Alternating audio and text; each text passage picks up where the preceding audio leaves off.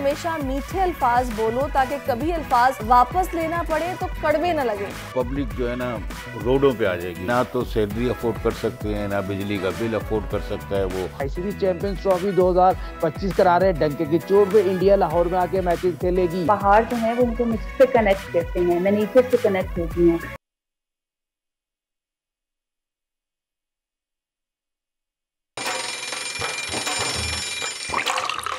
आजकल जिंदगी ही सुबह आउट ऑफ कंट्रोल है, दुनिया बोल है, मेरी दुनिया बोल है। अस्सलामुअलैकुम नाज़रीन, प्रोग्राम में आपको खुशामदीद कहेंगे। सुबह खैर एंड वेलकम टू दुनिया बोल है। मैं हूं आपकी मेज़बान सहरिश ज़ुहेब। आज जुमेरात का दिन है और आज तो बहुत सारे लोग सदका खैरात करते हैं। ख़ास तौर पर उनके इस दिन पे कहा जाता है कि जी सदका खैरात करना चाहिए। जुमेरात जुमा इबादत भी लोग बहुत ज़्यादा करते हैं। तो प्रोग्राम का आगाज़ हमने अच्छी बात के साथ करना, क्योंकि अच्छा दिन है आज।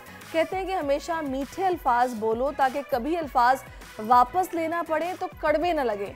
कोशिश करें लोगों के दिल अच्छी बातों से जीते, क्योंकि लफ्ज़ों से मिलने वाले दर्द का असर काफ़ी गहरा होता है। बाज़-औक़ात इंसान इजहार नहीं करता या शो नहीं करता, लेकिन काफ़ी गहरा उसको दुख होता है या फिर दिल आज़ारी होती है और उसको याद रहती है वो बात, और जब जब वो याद आती है तब दिल बुरा होता है। तो कोशिश करें किसी की दिल आज़ारी ना करें, ये अच्छी बात नहीं है। कोशिश करें लोगों के चेहरों पर मुस्कुराहटें बिखेरें, किसी के जितना हो सके काम आए। इसी अच्छी बात के साथ आगे बढ़ते हैं और शामिल करते हैं आज की बड़ी खबर। बजट 2024-25 ने निफाज के साथ ही अवाम की चीखें निकाल दी। आटा, दाल, चावल और मसालों पर 18% सेल्स टैक्स के बाद अशिया खुरनोश के दाम बेलगाम। बची कुची कसर रिटेलर्स ने 2.5% इजाफी टैक्स की शक्ल में पूरी कर दी। अपनी इनकम पर लगने वाला टैक्स भी ग्राहक की जेबों से वसूल कर रहे हैं। हुकूमत के पेट्रोलियम डीलर्स से मुज़ाकरात नाकाम। पेट्रोल पंप्स मालिकान का कल हड़ताल का ऐलान।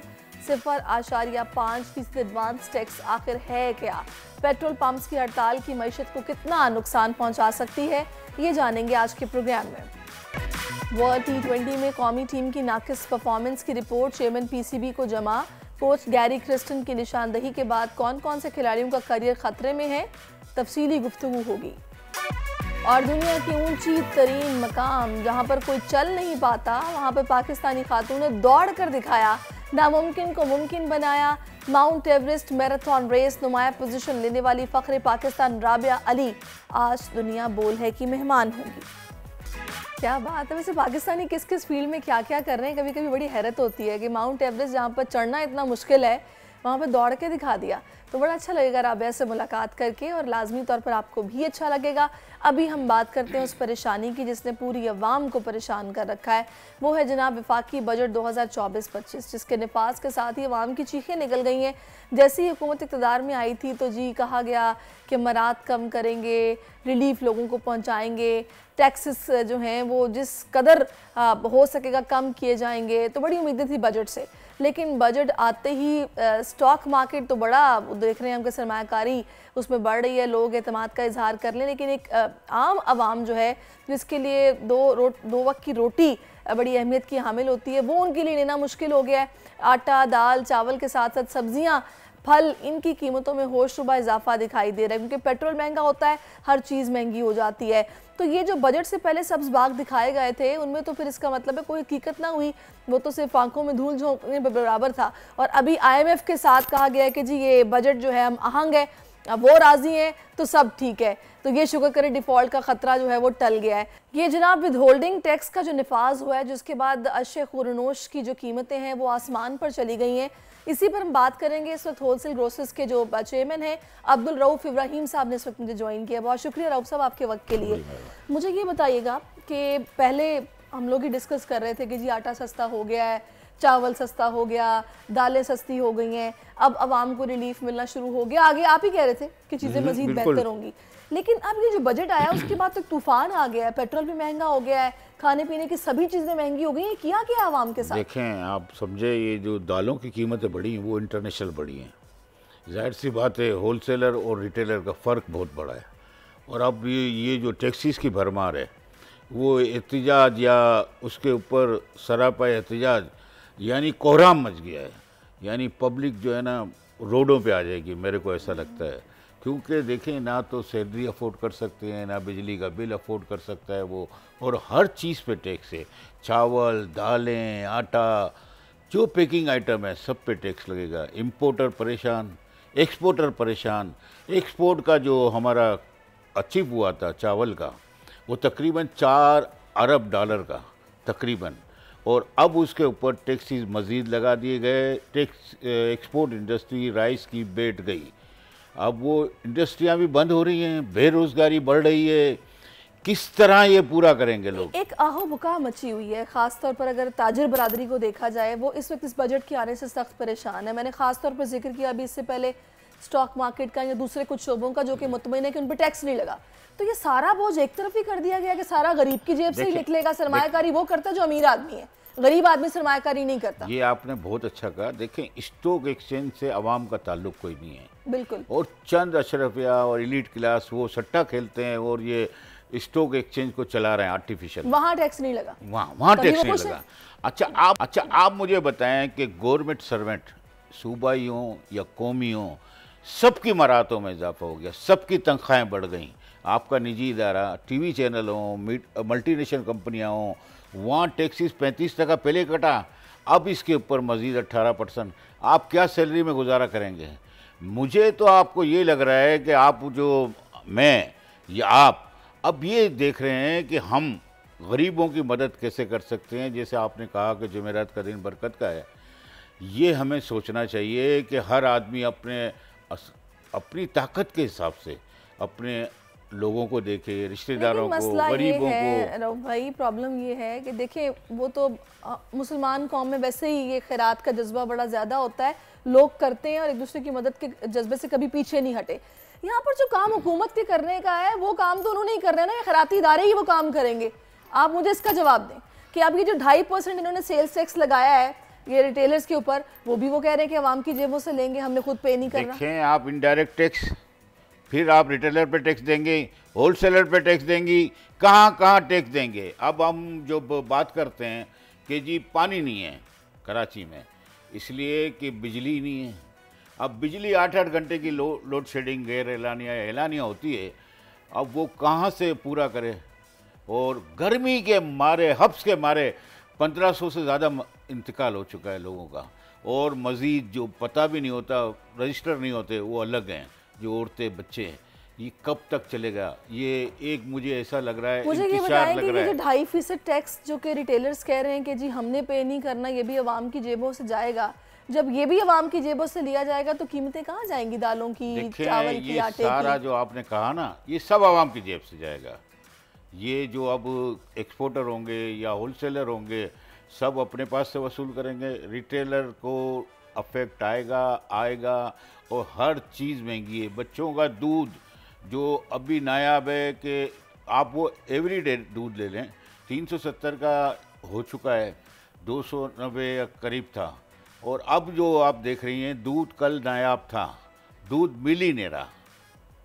कमिश्नर साहब ने दूध का ऐलान किया 220, अब वो दूध बेचने को तैयार नहीं है। मुझे ये समझ नहीं आ रही। अब आप ये बात समझें, एवरीडे दूध अगर 370 का बिकेगा तो ये नॉर्मल दूध कौन 220 का बेचेंगे? ये बेचेंगे? खुला दूध नहीं बिकेगा। अब ये जो लम्हा फिक्रिया है कि मैकेनिज़्म ही नहीं बना हुआ, किसी भी चीज़ का पुरसान हाल नहीं है, कोई किसी के गरीब को सोच भी नहीं रहा और ना सोचना है। ये बना ही एलीट क्लास के मुल्क है और ये गरीबों का या मिडिल तबके का तो है ही नहीं। मैं चाहूँगी थोड़ा सा ज़रा आप मुझे इस पर बताएं, क्योंकि ज़ाहिर आप होलसेल्स सारा ग्रॉसरीज़ के मामलात को देख रहे हैं, आप चेयरमैन हैं, आपके पास जितने ट्रेडर्स मौजूद हैं वो आपको क्या बता रहे हैं? सारी सूरत कारोबार कितना मुतासर हो रहा है इस सूरत हाल से? देखें आप, ये जो अभी 1 जुलाई लग गई, आप 3-4 दिन हो गए हैं। इससे पहले भी लोगों ने इंपोर्ट करना भी छोड़ दिया, एक्सपोर्ट करना भी छोड़ दिया, और तमाम कारोबार जो दुकानदार हजरात हैं, होलसेलर हों, चाहे किसी भी शोबे से ताल्लुक़ रखते हों, वो सब ने ब्रेक लगा दिया है। और जितनी इंडस्ट्रियाँ बंद स्पीड से हो रही हैं, वो हज़ारों की तादाद में फारिग किया जा रहा है, क्योंकि जो पर यूनिट है वो 66 रुपये है, नहीं काम कर सकता, पानी नहीं है। देखिए रऊफ साहब, मैं अगर थोड़ा सा कंपैरिजन करूँ ना इस बजट से पहले का, तकरीबन 5 किलो आटे का थैला जो कि तकरीबन 900 का था वो 700 पे आ गया था। चावल जो कि 400 मिल रहा था वो भी कुछ 350 के करीब आ गया था। और अगर हम बात करें इसकी कुकिंग ऑयल की तो ये तकरीबन 650 से 500 तक आ गया था। अब इस बजट के बाद जो ये 2.5% टैक्स भी आ गया है, मुझे बताइए कीमतें कहाँ जाएंगी? देखिए, आप अंदाज़ा लगा लें, ये सारे आइटम हैं, दालें, चावल, कुकिंग ऑयल, मसाला जात और अपना दूध वगैरह, जो भी चीज़ें हैं ना, ये 2.5% नहीं है।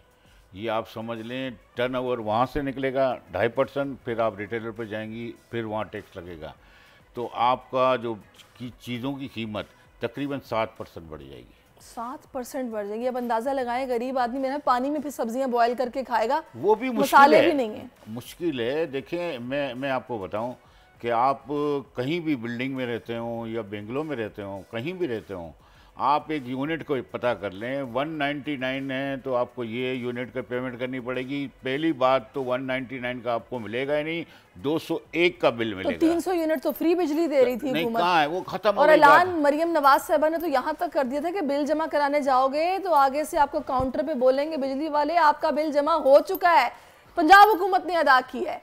ये बातें बजट से पहले हो रही थी जब हुकूमत में आना था। सुहाने बाग हैं, दिखाते हैं लोग।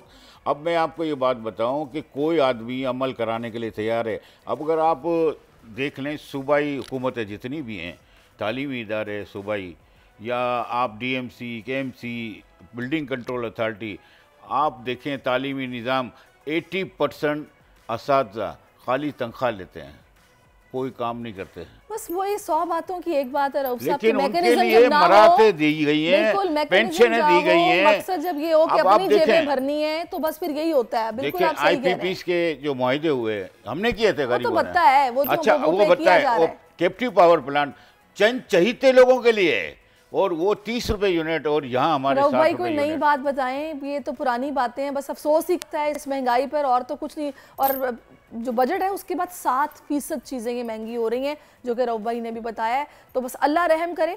बहुत शुक्रिया आपका, आप तशरीफ लाए हैं। एक ब्रेक शामिल करते हैं प्रोग्राम में, स्टे विद अस। आजकल जिंदगी ही सुबह आउट ऑफ कंट्रोल है, दुनिया बोल है, दुनिया बोल है।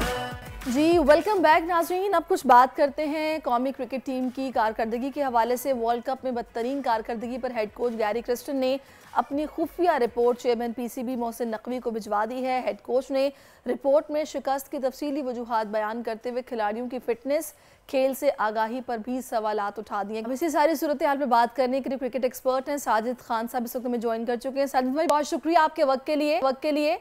मुझे ये बताइएगा कि सर्जरी का इंदिया तो दिया था मोहसिन नकवी साहब ने कि एक बड़ी सर्जरी करने की ज़रूरत है, तो मेरा ख्याल है कि रिपोर्ट मिलने के बाद ना, इस एनालिसिस के बाद सर्जरी करने में काफ़ी आसानी उन्हें होगी। कुछ अंदर की खबर तो दें, क्या होने जा रहा है?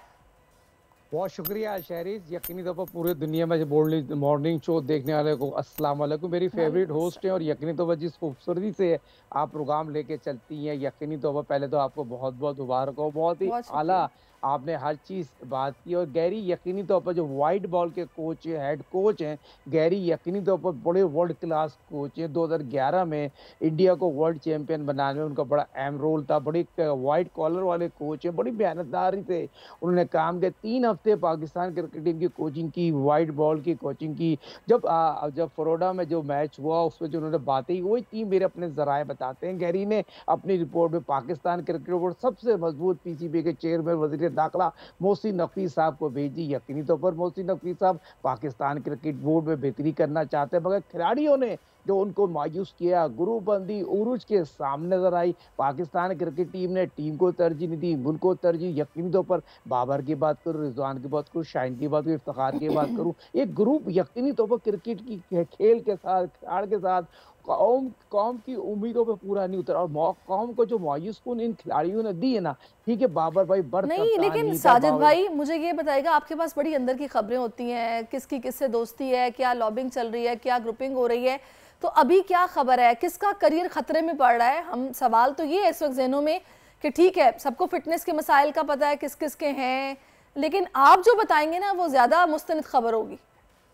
देखिए आप ये मुझे बताएं शहरीज, आप रिजवान ने जो प्रेस कॉन्फ्रेंस की है, रिजवान से ये पूछो जो भी पेशावर से प्रेस कॉन्फ्रेंस की है, वो भी अच्छे जर्नलिस्ट बैठे हुए थे, रिजवान से ये सवाल तो करते ना, जो आपने बुमराह को जो शॉट मारा है वो क्या शॉट मारा था? आप तो टीम सेट कर रहे थे, आपकी टीम तो मैच जीती हुई थी, आपने क्या स्टूपिड शॉट मारा? फिर दूसरी चीज, आप एक चेयरमैन को कहते हैं कुर्सी आने जाने वाली चीज है, और दूसरा हमारे सर मोहसिन नकवी साहब, जो यकीन तौर पर हम पहले दिन से उनकी तारीफ कर रहे हैं, आज आपकी मुझसे तारीफ करते हुए मुझे समझ में नहीं आया कि आप कप्तानी के ख्वाब देख रहे हैं, कि आपको ग्रीन सिंगल दे दी है, पाकिस्तान क्रिकेट टीम में कप्तान बनाए जा रहे हैं? मुझे आपकी इस जबान से ये सवाल समझ में नहीं आया।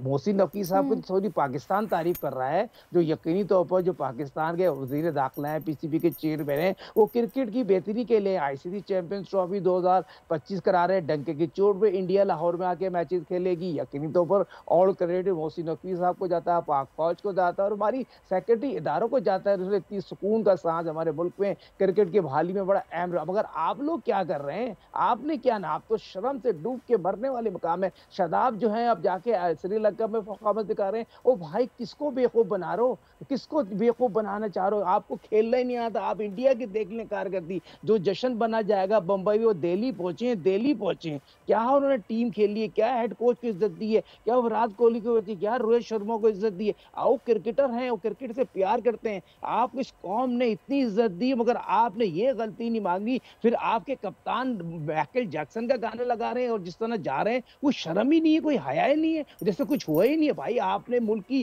कौम की जज्बात से खेले हैं, मुल्क के साथ खिलाड़ खेला है, आपने क्रिकेट से साथ ज्यादती की है, अपने साथ तो की, मगर आपको सिर्फ प्राइवेट लीग में पैसे से मतलब है, पाकिस्तान से मतलब नहीं है। इनके सेंटर कॉन्ट्रैक्ट खत्म होना चाहिए, इनको प्राइवेट लीग में एनओसी नहीं देना चाहिए। इन चारों को क्रिकेट टीम से हटाना चाहिए, जिसने क्रिकेट टीम में सियासत मचाई है, जिसने क्रिकेट टीम के साथ साथ पूरी कुल की आवाम के साथ ज्यादती की है। ये तो आपकी सोच है साजिद भाई कि इनको हटाना चाहिए, लेकिन कुछ अंदर की खबर आप देंगे, वहां से क्या खबरें आ रही हैं? कौन इस वक्त रडार पे है, निशाने पे कौन है? देखिए, निशाने पे तो कोई भी नहीं है, जो मेरे अपने ज़राए बताते हैं। इन सब ने अपने अपने जो ताल्लुकात हैं, और यकीनी तौर पर सबके अपने अपने बड़े हाई लेवल के ताल्लुकात हैं, और सब ने ताल्लुकात यूज़ कर ली हैं। जैसे मुझे बताइए, आप शहरी मुझसे बहुत ज़्यादा बड़ी जर्नलिस्ट हैं, आप मुझे बताइए, आप शाहीन शाह आफरीदी क्या बात कर रहे हैं, कि उनको पता नहीं था क्या बात कर रहे हैं, किस तरह जर्नलिस्ट से बात करते हैं? उन्होंने कोई बीमार है, किसकी सर्जरी? यार, किस मुँह से आप बात कर रहे हो? आप क्रिकेट खेलें, आपने क्या करना में अंजाम दिया? आप तो अपने ससुर की बात इतना कुछ खेल गए, आपके ससुर ने आपको कप्तान बना दिया, फिर आप जिस तरह की गुफ्तगू कर रहे हैं, लोगों की जज्बात से खेले। अंदर की खबर ये है जी, रिजवान साहब को कप्तान बनाने की कोशिश की जा रही है।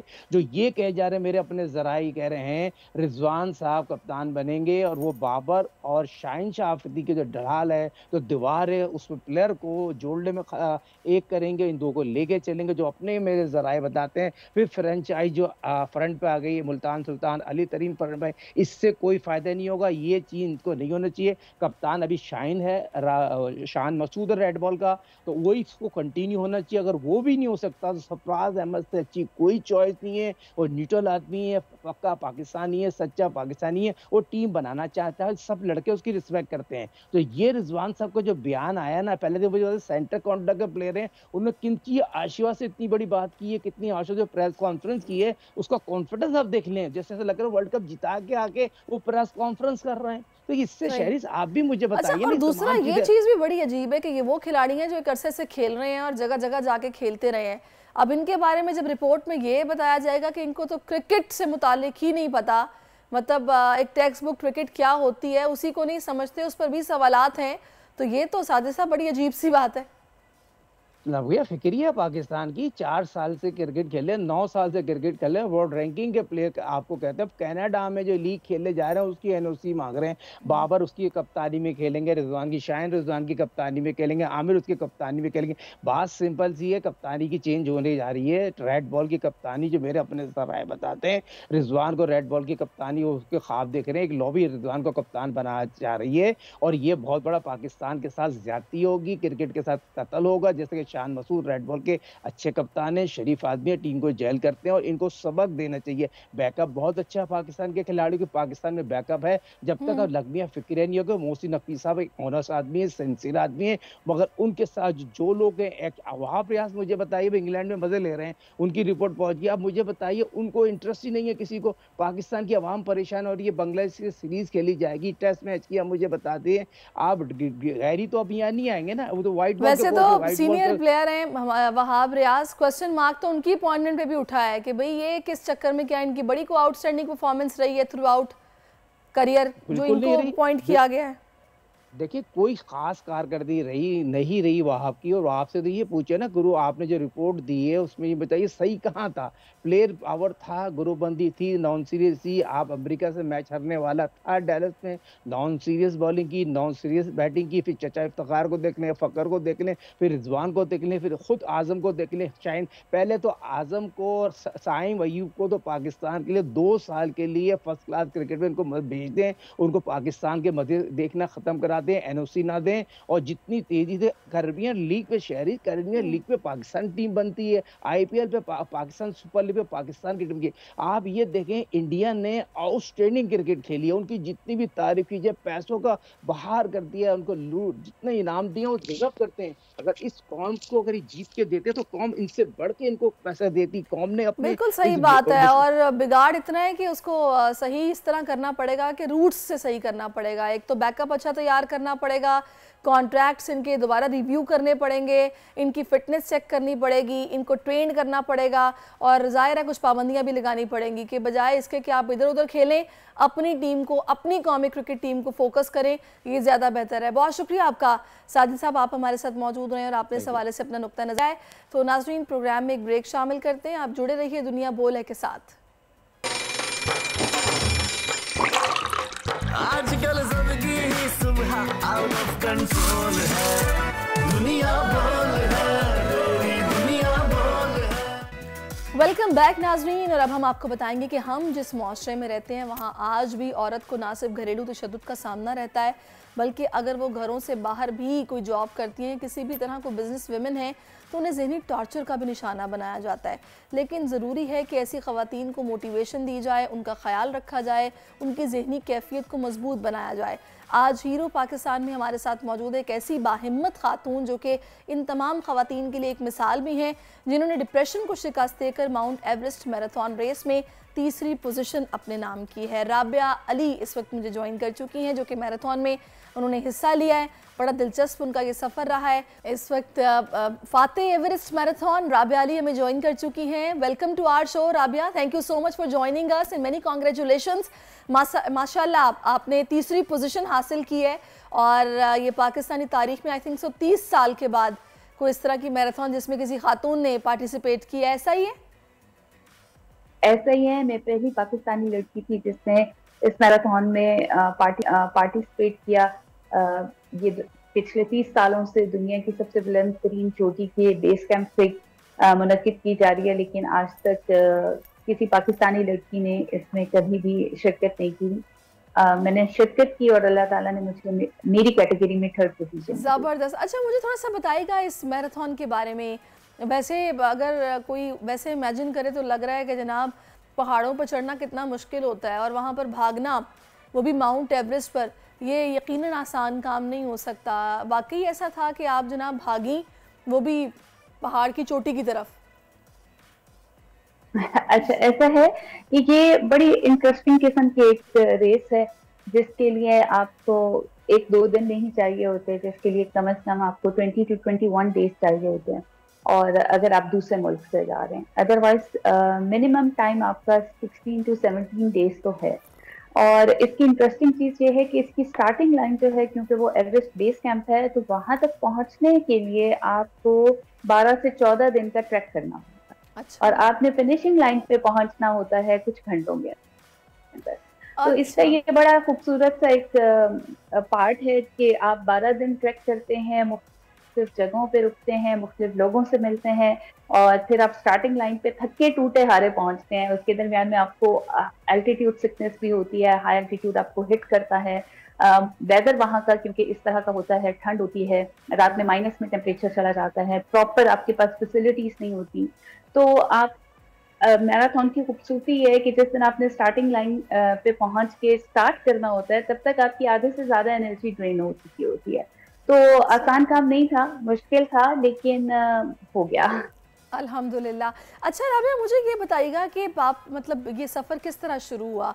आपको शुरू से शौक़ था मतलब हाइकिंग का और ट्रैक्स पर जाने का, या फिर ये बस दोस्तों के साथ मिलके एक प्लान बना और उसमें आप माशाल्लाह फ़िटनेस अच्छी थी, कामयाब हो गई? क्या इसके पीछे पस मंज़र क्या है? अच्छा, ऐसी कहानी नहीं है। हमारे यहाँ एक आम मिडिल क्लास की लड़की या हाई मिडिल क्लास की लड़की ऐसे ख्वाब नहीं देख सकती, उसे इजाजत ही नहीं है ऐसे ख्वाब देखने बिल्कुल की। ऐसा ही है। ना वो दोस्तों के साथ जाके ऐसे प्लान कर सकती है। मेरा भी बैकग्राउंड कुछ ऐसा ही है, जहाँ पे बड़ा बुरा समझा जाता है कि एक लड़की अकेली घर से निकले और पहाड़ों पर मुंह उठाकर चली जाए। तो इट वॉज नॉट ईजी। पहाड़ हमेशा से ट्रैक करते थे, जाने का शौक था।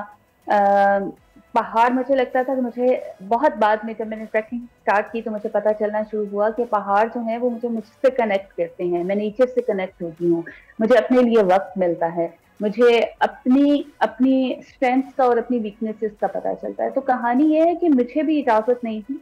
बहुत मुश्किल से मैं एक दफा एक पहले ट्रिप पे गई थी, जो कि कुछ लड़कियां ही मुनक्किद करा रही थी। उन्हीं वो ही लीडर थी, ट्रैवल गर्ल्स के नाम से वो लोग काम करती हैं।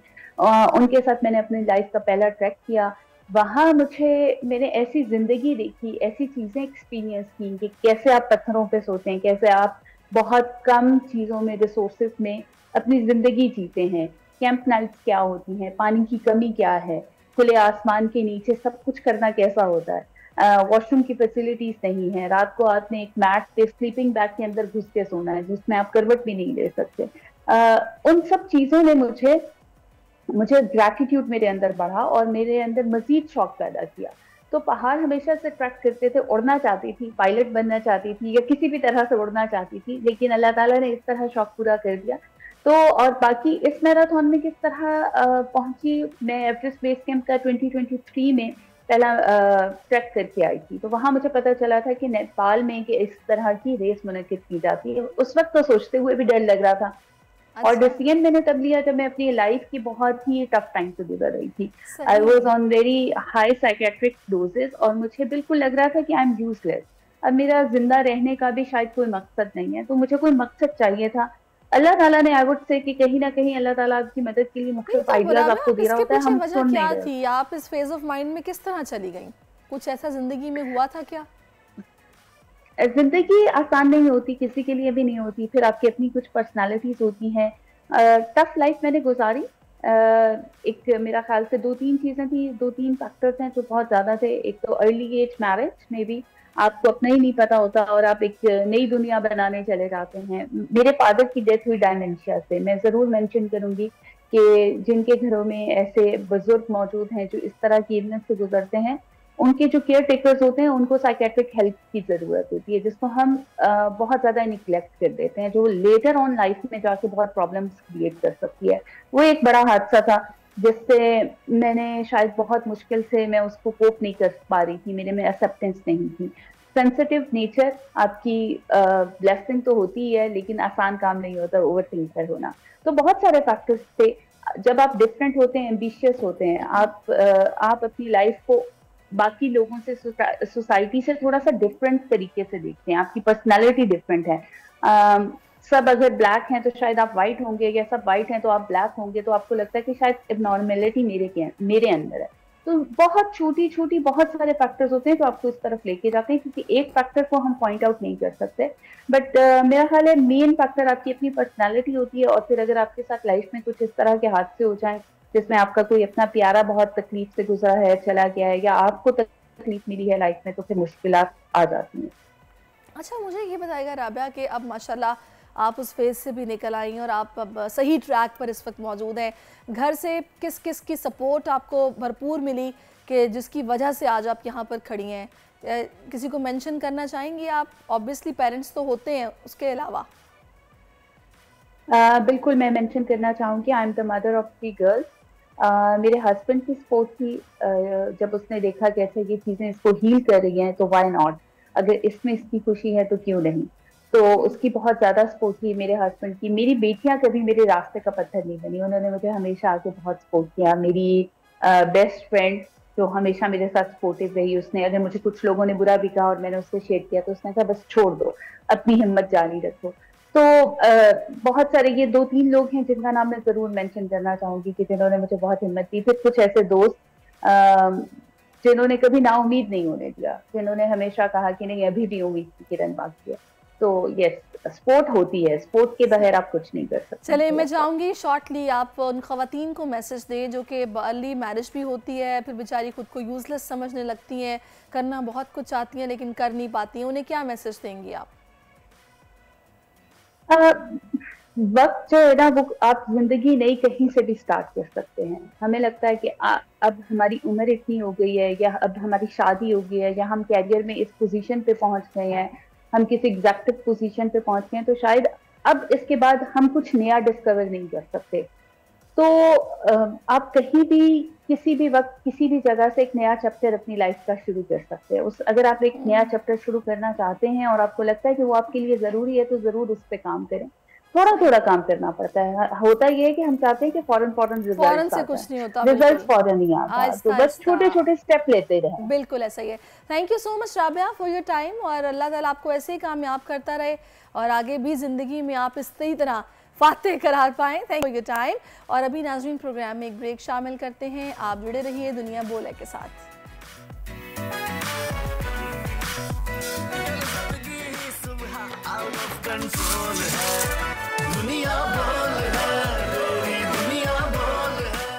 वेलकम बैक नाज़रीन। कराची सेंट्रल जेल इंतज़ामिया की बात करेंगे, जिनके ताउन से CIT और लैंग्वेज कोर्सेज में ग्रेजुएशन करने वाले कैदी तलबा के लिए मुल्क की तारीख का पहला कॉन्वोकेशन सेंटर जेल कराची में मुनक्किद किया गया है, जिसमें 248 कैदी तलबा में असनाद, जबकि CIT, ग्राफिक डिज़ाइनिंग, इंग्लिश और चाइनीज़ लैंग्वेज के पोजीशन होल्डर तलबा में 25-25 हज़ार रुपये के इनाम और तहाइफ तकसीम किए जाएंगे। अच्छी बात यह है कि सेंट्रल जेल में कैदियों को IT और लैंग्वेज कोर्सेज करवाए जा रहे हैं और कराची के बाद ये प्रोग्राम सिंध की तमाम जेलों में शुरू किए जाएंगे। और इस वक्त हमारे साथ मौजूद हैं IG जेल आगा अब्दुल करीम साहब। अस्सलाम वालेकुम आगा साहब। वालेकुम सलाम। अब्दुल करीम साहब, मुझे ये बताइएगा कि ये जो इनेकाद किया गया कॉन्वोकेशन का, माशाल्लाह से जो कोर्सेज कराए गए हैं, ये किस तरह का रहा है? इसमें रिस्पॉन्स कैदियों का, कितनी उन्होंने दिलचस्पी ली है, और जिस तरह ये ऑर्गेनाइज हुआ, जरा कुछ बताएंगे आप किस तरह आप लोगों ने इसका इनेकाद किया? बिस्मिल्लाहिर्रहमानिर्रहीम। पहले तो मैं आपके चैनल का शुक्रिया अदा करना चाहता हूं अपने डिपार्टमेंट की तरफ से।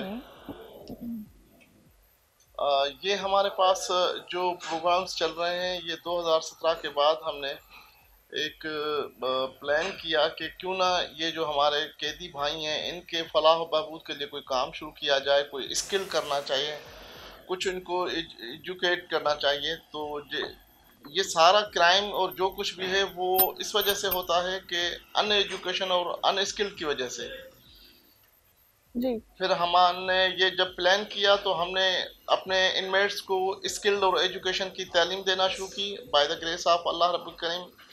2002 से अलखिदमत के साथ हमारा ये एक जॉइंट वेंचर चल रहा है और ऑलमोस्ट कोई 5500 इनमेट्स तब से लेके अब तक इसमें से तालीम हासिल करके स्किल्ड होके जो है वो रिलीज़ हो चुके हैं।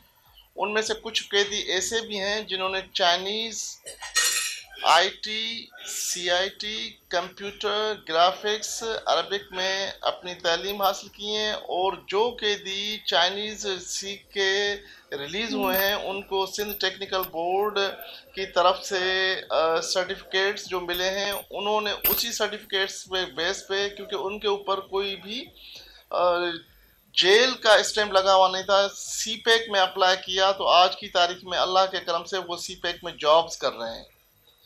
अच्छा, जबरदस्त। कुछ इनमेट्स जो कंप्यूटर, ग्राफिक्स, IT की फील्ड से यहाँ से सर्टिफिकेट्स लेके रिलीज हुए हैं, वो कुछ साहिवाल में अपना कंप्यूटर सेंटर चला रहे हैं, कुछ पिंडी में अपना IT का सेंटर चला रहे हैं, कुछ फैसलाबाद में।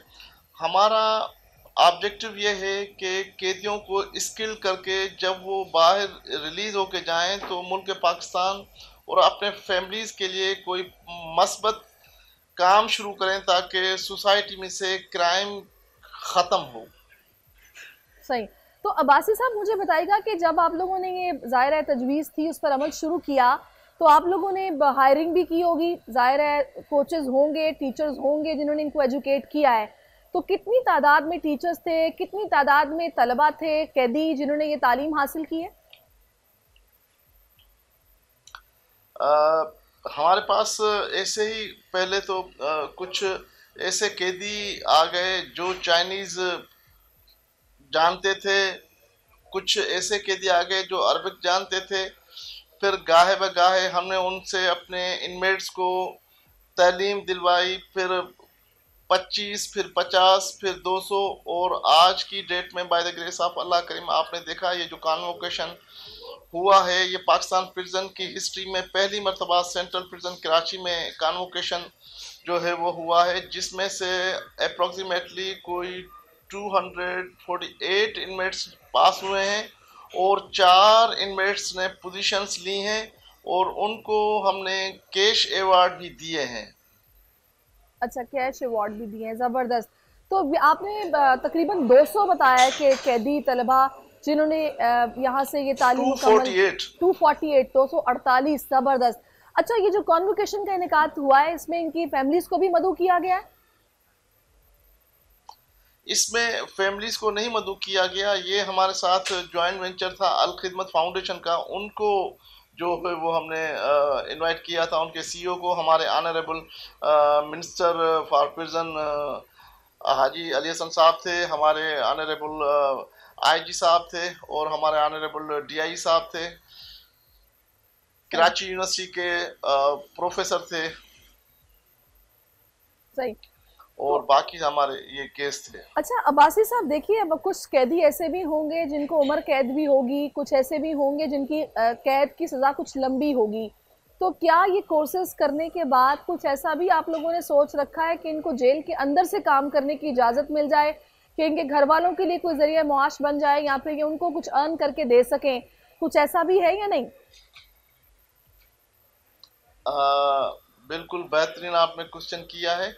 ये ऐसा है कि ये जो इनमेट्स इसमें जो लाइफर हैं, उम्र कैद जिनको लगी हुई है, वो यहाँ से फाइन आर्ट्स, हैंडीक्राफ्ट और हैंडमेड चीज़ें जैसे लेडीज़ शूज़ हो गए, लेडीज़ पर्सेस हो गई और एम्ब्रॉयडरी का काम हो गया, वो यहाँ से जो अगर हम बात करें 2023 की तो ऑलमोस्ट कोई 1 करोड़ के लगभग इन्होंने इन चीज़ों में से अर्न करके अपनी फैमिलीज़ को भेजा है, जो उनके इस मनी से अच्छा गुजर सफ़र किया है। अच्छा, ज़बरदस्त, बड़ी अच्छी बात है ये। तो मुझे ये बताइएगा, अब इस वक्त अब्बासी साहब के बहुत सारे ऐसे यहाँ पर कैदी भी होंगे जिनकी तालीम अधूरी रह गई होगी, जो कि पढ़ रहे होंगे, फिर किसी जुर्म में ठीक है उनको कैद हो गई, तो उनको तालीम मुकम्मल कराने के लिए अंदर से तैयारी करके इम्तिहानात देने के लिए भी कोई ऐसा सेटअप हो सकता है या नहीं? बिल्कुल जी, हो सकता है। पहली बात तो यह है कि हम कोशिश इस तरह की करते हैं कि वो इनमेट्स लें जो मोस्टली कन्विक्टेड हो या जिनको थोड़ी बहुत सज़ा हो, जिनमें वो अपना डिप्लोमा या जो उनका टाइम पीरियड है एजुकेशन का वो कंप्लीट कर सकें। अगर कुछ रह जाता है तो हमने ऐसा भी किया हुआ है कि जैसे अल खिदमत है, जैसे STEVTA Sindh technical educational vocational training centre है, उन्होंने ये भी किया है कि अगर किसी का थोड़ा बहुत कुछ, पहली बात तो रहता नहीं है, ऑलमोस्ट 100% हम वो इनमेट्स लेते हैं जो 4 महीने 6 महीने या जिनका हमें पता होता है कि ये इतना टाइम रहेंगे कन्विक्टेड प्रिजनर्स ना, तो फिर वो ये होता है कि वो यहाँ से बाय द ग्रेस ऑफ अल्लाह करीम अपनी एजुकेशन या अपना डिप्लोमा जो कुछ भी है वो कंप्लीट करके फिर ही रिलीज होते हैं। अच्छा, फिर ही रिलीज होते हैं। चलें जी, ये बड़ी अच्छी बात है। अच्छा, इसमें मुझे ये भी बताइएगा कि हम लोग अक्सर कुछ ऐसी खबरें भी सुनते हैं कि कैदी नशे की लत में जो मुब्तला होते हैं, चोरी छिपे इनको बाज़ुकात इनकी अपने ही मुहैया कर रहे होते हैं ये ड्रग्स, तो उनके लिए क्या सोचा जा रहा है? क्या उनको भी उनकी मेंटल काउंसलिंग या उनको राग़िब किया जाए कि भाई आप दुनियावी मामलात में खुद को आगे बढ़ाने के लिए तालीम का हसूल आपके लिए ज़रूरी है, मेंटल काउंसलिंग के लिए भी कुछ हो रहा है जो नहीं इस तरफ मोटिवेट उन्हें करने के लिए?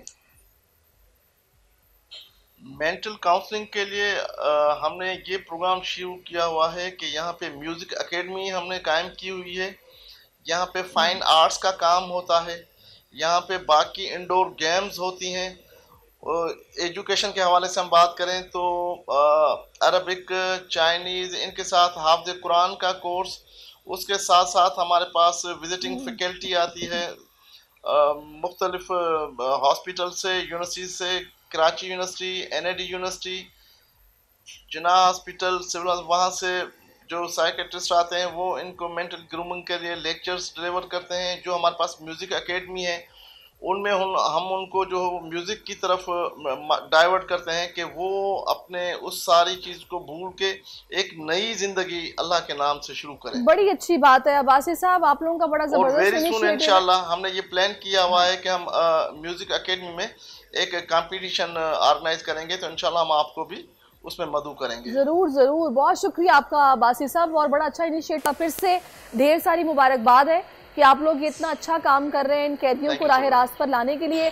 बहुत शुक्रिया आपके वक्त के लिए। अब्दुल करीम अब्बासी साहब हमारे साथ थे, senior superintendent Karachi central jail, और बड़ा अच्छा लग रहा है कि वो कैदी जिनको बिल्कुल मायूसी का शिकार हो जाते हैं और बाज़ तो नशे की तरफ चले जाते हैं, और उनके लिए ये सारा है कि उनको पढ़ाई की तरफ लगाया जाए और कुछ ना कुछ अच्छा सीख के एक ज़िम्मेदार शहरी बनकर वो जेल से बाहर निकलें।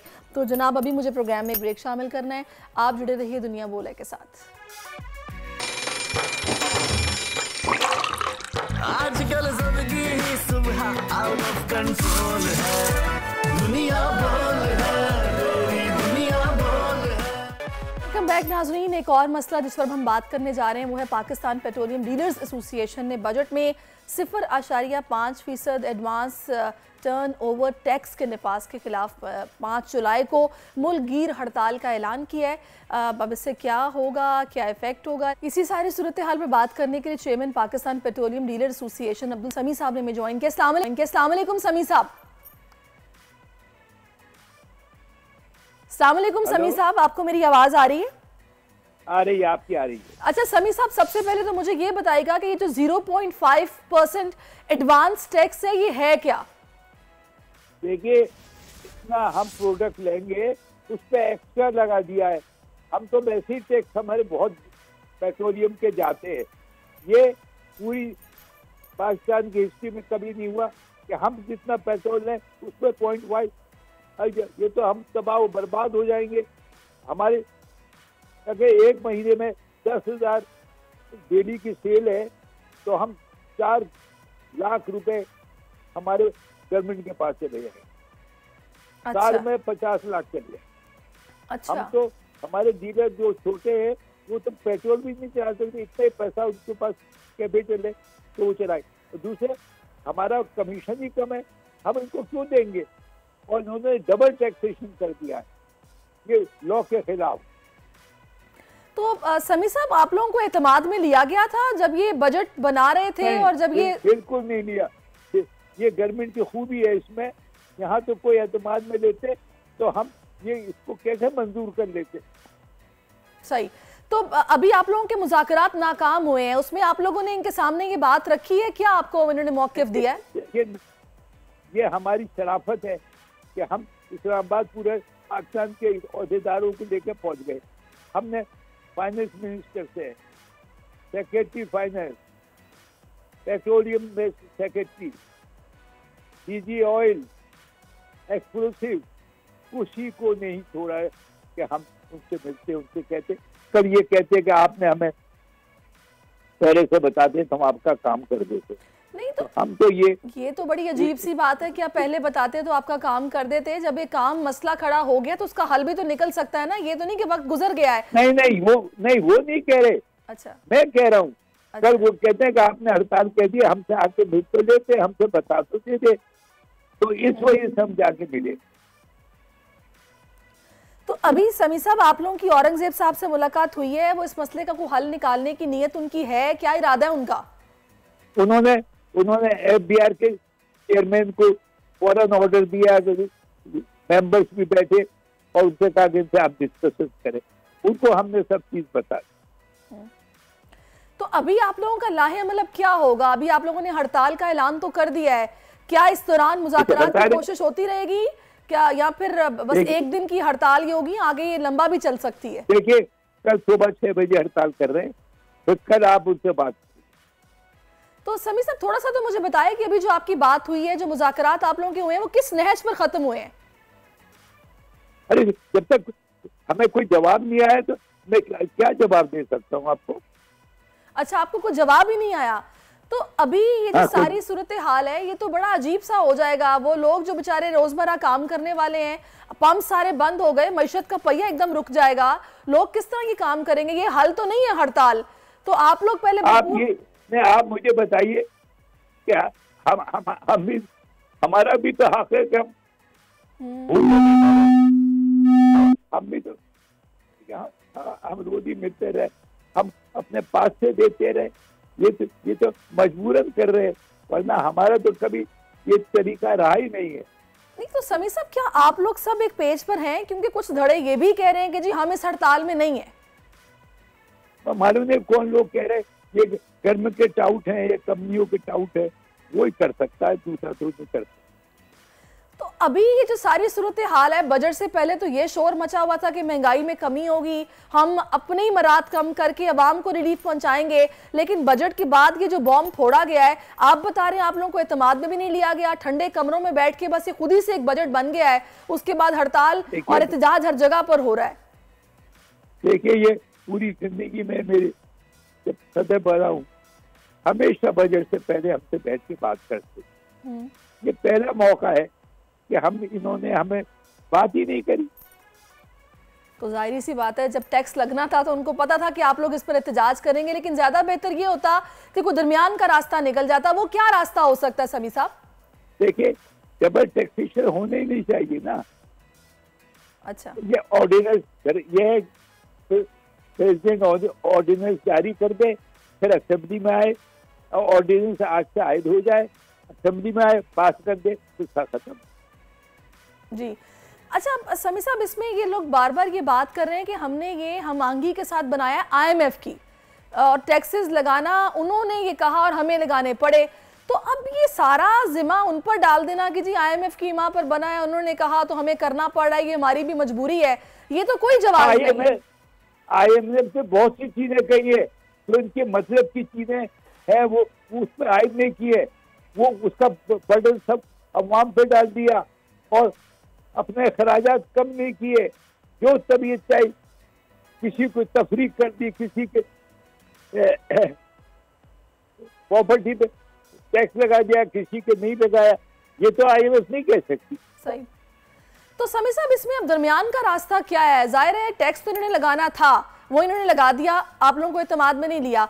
अब अगर बैठकर बात होती है, अगर वो नहीं मानते कि हमने इसे खत्म करना है, फिर दूसरा रास्ता क्या है इसका?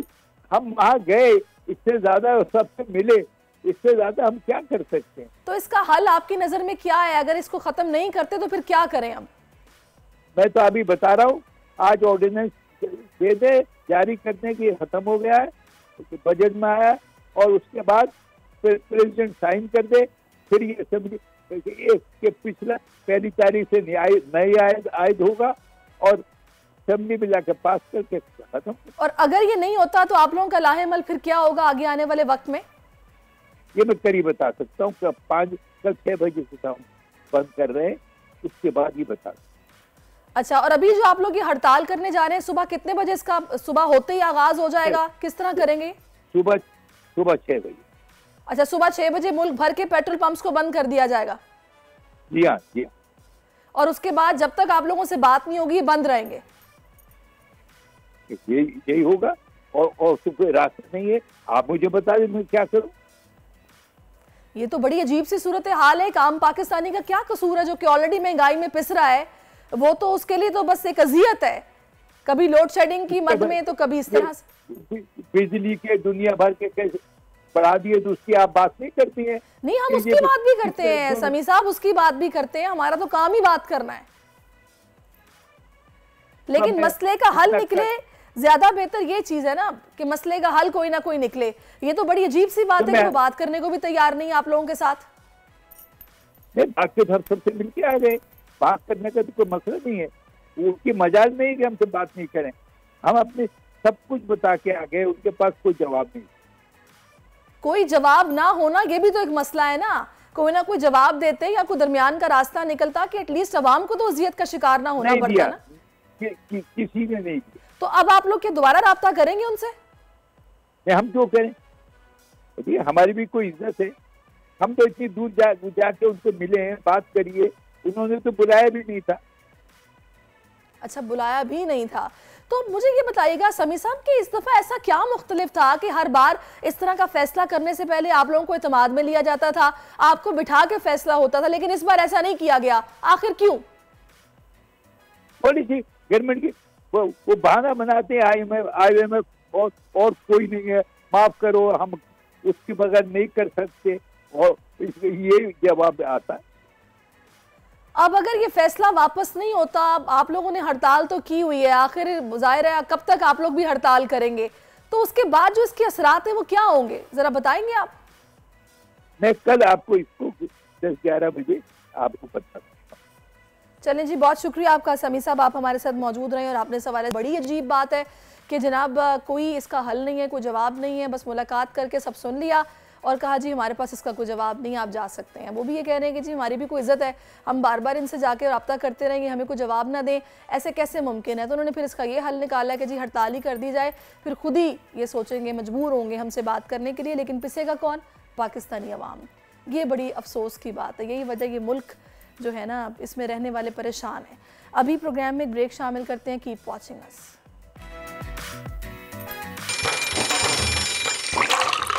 आजकल जिंदगी ही सुबह आउट ऑफ कंट्रोल है, दुनिया बोल है, तेरी दुनिया बोल है। वेलकम बैक नाजरीन, बात करते हैं बारिशों की, क्योंकि पाकिस्तान में प्री मानसून बारिशों के साथ वबाई अमराज की वार्निंग जारी कर दी गई है। मुल्क में ख़तरनाक जीका वायरस का ख़तरा बढ़ गया है। माहिरीन के मुताबिक ये वायरस डेंगू और चिकनगुनिया फैलाने वाले मच्छरों में पाया जाता है। नए जीका वायरस से बचाव के लिए कौन कौन सी एहतियात हमें करना है, इस पर हम बात करेंगे। माहिर वबाई अमराज डॉक्टर फैसल महमूद साहब ने इस वक्त हमें ज्वाइन किया है। अस्सलाम वालेकुम डॉक्टर फैसल। जी वालेकुम सलाम। जी डॉक्टर साहब, thank you so much for joining अस। मुझे बताइएगा कि तो नए नए वायरस इनके नाम हम सुन रहे हैं, कभी चिकनगुनिया, कभी मलेरिया, कभी डेंगू, कभी कोरोना, और अब ये जीका वायरस भी आ गया है। मुझे बताइएगा ये किस तरह का वायरस है, इसके सिम्टम्स क्या हैं? तो देखिए, जीका वायरस एक वायरस है जो कि मच्छरों से फैलता है, वही मच्छर जो कि चिकनगुनिया और डेंगू वाला जो मच्छर है। और ये वायरस की अलामत वही हैं, बुखार होता है इसके साथ, कभी कभार जिस्म में दर्द होता है, बट निस्बतन ये इतना शदीद इन्फेक्शन नहीं पैदा करता जितना डेंगू और चिकनगुनिया करता है। इसके सिम्टम्स क्या है? एसेंशली फीवर, मगर इसमें ज़्यादा जो मसला है वो ये कि जब अगर किसी हामला खातून को हो तो फिर वो बच्चे पे असर करता है, और बच्चे पे जो पैदाइश होती है उनके फिर एक तरह से सर छोटा होता है और दिमाग पे असर करता है। ओह, तो बहुत डेंजरस है। मुझे ये बताएगा कि ये बारिशों के बाद इसकी अफजाइश किस तरह होती है? तो देखिए, चक्कर ये कि हमारे पास टिल रिसेंटली हमको ये नहीं मालूम था कि जीका के हमारे पास केसेस कितने हैं, क्योंकि अक्सर जो लोगों को से बुखार होता है तो वो डॉक्टर को रुजू नहीं करते, और दूसरी चीज़ ये कि इसके टेस्टिंग जो है वो अवेलेबल नहीं है। तो ये जो जीका का भी जिक्र शुरू हुआ है वो इस वजह से क्योंकि 2021 में अगर आपको याद है कि केसेस आए थे कुछ जिसमें डेंगू नुमा लग रहे थे, मगर डेंगू के साथ टेस्ट नेगेटिव आ रहे थे उसमें। तो उसमें फिर एक तहकीक के ज़रिए जो कि हमारी यूनिवर्सिटी ऑफ वाशिंगटन के साथ चल रही है, हमने ये पता लगाया कि ये उनसे कुछ केसेस जीका के थे। तो अलामत जो है वो सिर्फ इसके बुखार होता है, जो यूजुअली नहीं, जिस तरह हम डेंगू के बारे में, सॉरी टू इंटरप्ट यू, हम लोग देखते हैं कि साफ़ पानी पर उसकी अफजाइश होती है, तो घरों में मना किया गया कि साफ़ पानी ना रखें। इसका भी ऐसे ही है, यहाँ पर ये बारिश के पानी से अगर खड़ा होगा तो ये इसकी अफजाइश होगी। जी, तो देखिए मच्छर वही है जो डेंगू, चिकनगुनिया, जीका, इसका मच्छर एक ही है, तो यानी कि बचाव के तरीके भी वही हैं, जो मच्छर जहाँ रहता है वो भी वही है, तो सब कुछ बिल्कुल वो डेंगू के बचाव बिल्कुल वही है, एग्जैक्टली जैसे। सही। अच्छा, तो डॉक्टर साहब इसकी हमें एहतियात क्या करनी है, हमें डाइट में भी कुछ चेंज लाना है, कुछ इस बारे में बताइएगा। तो देखिए, इससे डाइट से ताल्लुक नहीं है, इसकी एहतियात मच्छर की एहतियात है, एंड इसमें 4-5 चीज़ें बहुत ज़रूरी हैं। पहली चीज़ तो ये, क्योंकि अभी डेंगू का सीज़न अभी शुरू हो रहा है, यानी कि जीका का भी और चिकनगुनिया के आपको ऑलरेडी पता है यहाँ पे केसेस कराची में तो बहुत आ रहे हैं।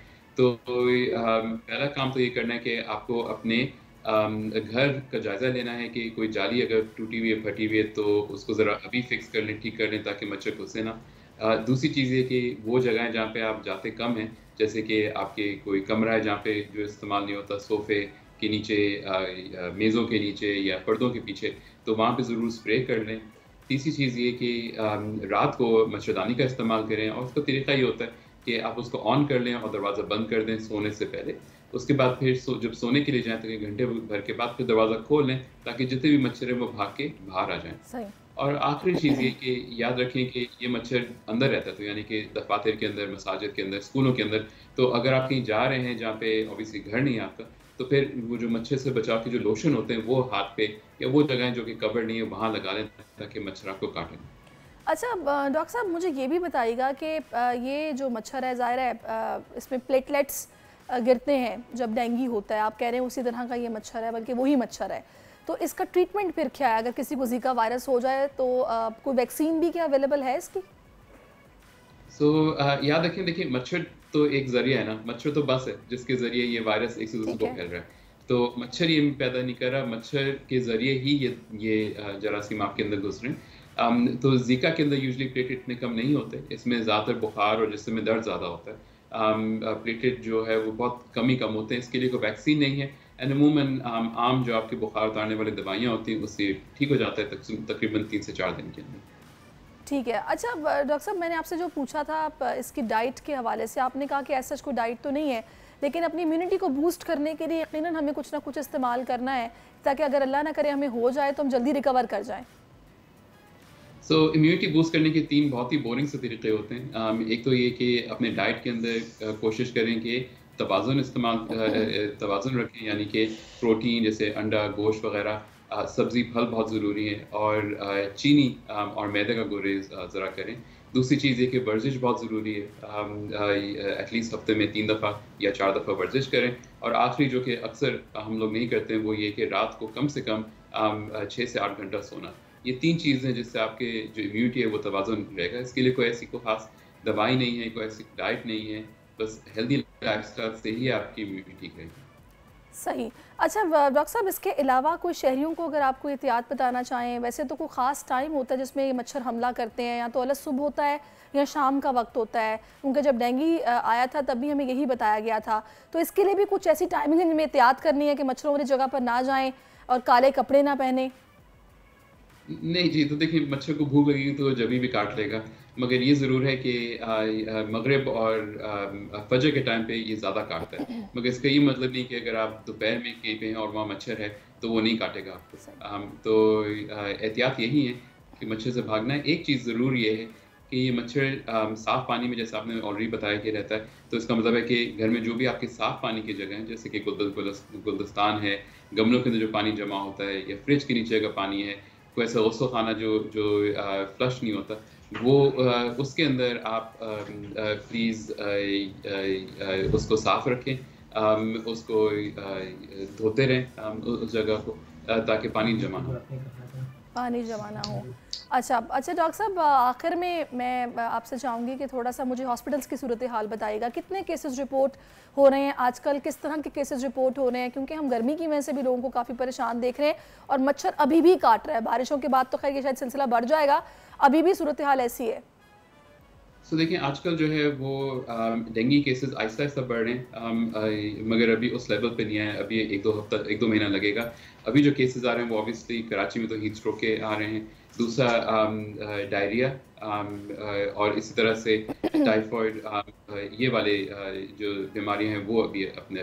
ठीक है, बहुत शुक्रिया आपका डॉक्टर साहब, आप हमारे साथ मौजूद हैं। डॉक्टर फैसल इनकी और बताया एहतियात हमें खुद करनी है, अपना ख्याल खुद रखना है और सफाई का भी ख़ास ख्याल रखना है, क्योंकि जब ये बारिशें होती हैं तो उसमें ये डायरिया बहुत ज़्यादा लोगों को होता है, हैज़ा हो जाता है, क्योंकि मक्खियाँ और मच्छर उस वक्त बिल्कुल एक्टिव हुए होते हैं, तो उनसे हमने खुद ही बचना है। अब हम आगे बढ़ेंगे, बात करते हैं एंटरटेनमेंट की। तो बॉलीवुड की फिल्म खूबसूरत से भारत में धूम मचाने वाले पाकिस्तानी अदाकार फवाद खान ने बॉलीवुड में 8 साल बाद वापसी कर दी है। पाकिस्तानी वर्सटाइल हीरो फवाद खान ने साल 2014 में फिल्म खूबसूरत से बॉलीवुड में डेब्यू किया था, जिसमें वो सोनम कपूर के साथ मरकजी किरदार में नजर आए थे। उसके बाद उन्होंने Bollywood film Kapoor and sons और ए दिल है मुश्किल में भी काम किया। इन तीनों फिल्मों के बाद भारत में फवाद खान की फैन फॉलोइंग में इजाफा हो गया था। मद्दान सिर्फ अदाकार के काम के दीवाने हुए बल्कि उनकी पुरकशिश शख्सियत के भी गर्विदा हुए। ताज़ा इत्तलात हैं कि फवाद खान बहुत जल्द बॉलीवुड की अदाकारा वानी कपूर के साथ नई फिल्म में जरवागर होने जा रहे हैं। नई फिल्म की प्रोडक्शन बहुत जल्द शुरू होने वाली है और इस वक्त फिल्म अपने प्री प्रोडक्शन के मराहिल में है। तो जी all the best Fawad Khan, और उनके फैंस की खुशी की खबर फिर से भारत की किसी फिल्म में नज़र आने वाले हैं। तो देखते हैं कैसी फिल्म होती है और कब आती है। अब हम बात करते हैं पाकिस्तान के उस अजीम फनकार की जिनका यौम वफ़ात है। दुनिया भर में अपने मुनफरिद अंदाज की वजह से पाकिस्तान का वो चेहरा बने। मुमताज़ सिंधी लोक गुलकार अल्लन फ़कीर को बिछड़े 24 बरस बीत गए हैं। अल्लन फ़कीर को 1980 में सदारती तमगा बराए हुस्न कारकर्दगी से भी नवाजा गया। कि वो हमारे गुलकार हैं कि जिनको अगर आज हम सुने, यानी कि आज की जनरेशन भी अगर सुने तो वो भी खूब महजूज़ होती है, लुत्फ़अंदोज़ होती है, कानों में रस घोलते हैं। तो बड़ा अच्छा लगा उनकी याद को ताज़ा करके। तो जनाब अब प्रोग्राम का वक्त अब ख़त्म हो गया है। अब आपसे इंशाल्लाह कल मुलाकात होगी। कल तक के लिए मुझे दुआओं में याद रखिएगा, अपना बहुत ख्याल रखिएगा। अल्लाह हाफ़िज़।